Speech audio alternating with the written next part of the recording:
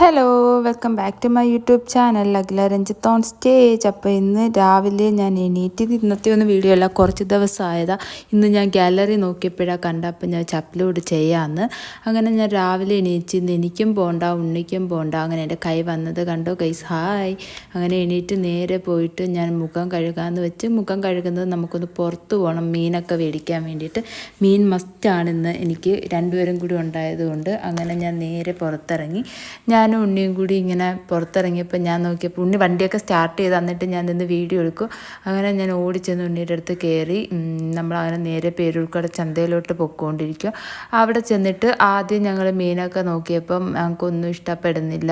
അങ്ങനെ ഞങ്ങൾ എന്ത് ചെയ്ത് ഇവിടെ നിന്നൊന്നും വാങ്ങിച്ചില്ല. കാരണം ഉണ്ണിക്ക് ഈ ഇരിക്കുന്ന മീനുകൾ മിക്കതും കഴിക്കാൻ പറ്റില്ല.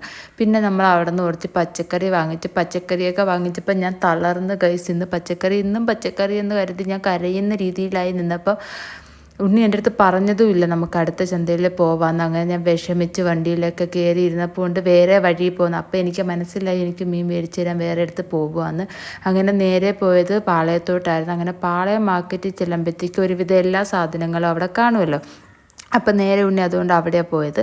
അങ്ങനെ നമ്മൾ നേരെ ചെന്നിട്ട് മീൻ ആൻറ്റിയുടെ അടുത്തെത്തി. മീൻ മേടിക്കുന്ന ആൻറ്റിയുടെ ആയതുകൊണ്ട് നേരത്തെ മീൻ ഇവിടെ വന്ന് വാങ്ങിച്ചിട്ടുണ്ട്. അപ്പോൾ അവിടെ ചെന്നിട്ട് നമ്മൾ നേരെ വാങ്ങിച്ചത് ഈ പാരയെന്ന് പറയുന്ന മീനാണ്.